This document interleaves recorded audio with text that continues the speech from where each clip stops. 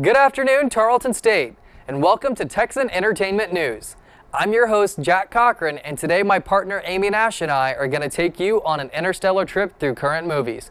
So let's strap in and go into hyperdrive. The highly anticipated Interstellar came out, a sci-fi thriller starring Matthew McConaughey, Anne Hathaway, and Michael Caine. Interstellar is based on a near-future version of our world where our generation's wastefulness led to the Earth's growing inability to sustain life.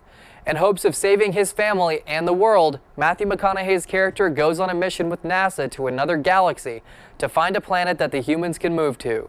I saw this movie a few nights ago, and let me just say, wow. The thriller part was accurate. I was on edge the entire time. This movie did a stellar job with the unexpected. Without spoilers, I'll say that Interstellar took turns that couldn't be predicted, and most were in the realm of character development. The accuracy and scientific fact presented and the realistic possibility of others adds something unique to the movie, a near-apocalyptic Earth that is actually possible. This movie is one I highly recommend seeing, and I will give it 8.5 out of 10 wormholes. As much as I liked Interstellar, it looks like it lost the race this week. Baymax and his friends of San Francisco and Big Hero 6 have taken over theaters and the box office. Big Hero 6 made $56.2 million in its opening 3 days, according to Entertainment Weekly, beating Interstellar's $47.5 million. Big Hero 6, as expected, met its expectations for its release, but Interstellar, however, didn't. So let's take it over to Aimee Nash now, who's got something pretty neat for you guys. Take it away, Aimee.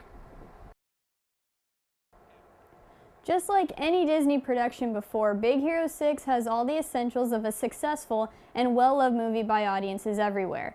There's a partial love story that takes place, a major plot twist, but in the end, someone always ends up on top.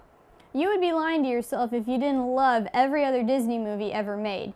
This is also coming from the person who knew every line to Frozen's Let It Go without ever watching it. For now, we want to recognize 5 other unsung heroes of Disney that you may have forgotten leading up to now in no particular order in reference to movies.disney.com. First, we have Coach Herman Boone. You may remember him from the true story Remember the Titans, played by Denzel Washington. Coach Boone, as we remember, brought together his T.C. Williams high school football team in Virginia in 1971, being one of the first to be racially integrated. His work ethic by him and his players was a major market at the time, and for that, we salute you, Coach. Second is Gordon Bombay. You know, the lawyer turned hockey guy who coached that team. I think they were known as the Geese or something. Kidding. Taking a group of drugged-down teens with no hockey experience whatsoever, Bombay turns them into a well-rounded group of individuals. Enough to make 2 more movies at least. Although D3 had only a few cameo appearances of Bombay, in the end he taught us that we know today, as it doesn't matter who you are or what part you come from, there's always a place for everyone. Number 3 to get in the holiday spirit is Scott Calvin. Why? Because he saved Christmas, of course. Seriously though, if he wouldn't have put on that Santa suit, who else would climb down our chimney December 24th every year? That's a tough role to take on. Which reminds me, in case you forgot, Christmas is only 41 days away. Number 4 is Jerry Garner, the kid that was in the buddy system. The buddy system. His group of fellow Husky friends stood up against Tony Perkis after he did the worst thing you could do to a kid at camp and take away all ties to sugar and make them eat healthy. Selfish camp counselor. Let's remember that these kids were in shape, it just happened to be round. Last but certainly not least is Calvin Fuller. After letting his baseball team down, an earthquake knocked him into centuries prior to his time, which placed him right smack dab in the middle of King Arthur's court.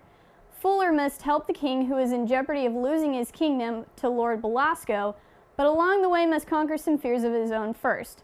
The kid eventually returns home after saving Camelot and capturing the heart of Princess Catherine along the way. Can you imagine trying to save a medieval kingdom as well as teaching a princess how to rollerblade? Must be tough. Now I know some of you have probably no idea who some of these individuals are, and for that, shame on you. Do yourself a favor, grab a bowl of popcorn and curl up on the couch with one of these Disney classics or any of the other Disney productions. There's over 600 of them. This concludes our list of unsung heroes. Happy movie watching. Well, it's been fun, everybody. Thanks for tuning in. Today's show is produced by Bethany Kyle and Katie Tonkin. I hope you all have a stellar week. Let's leave the jokes to me, all right? Why? I'm a superstar. Okay, I'm gonna warp to a galaxy far away. Don't be like that. Have a good week in Tarleton State.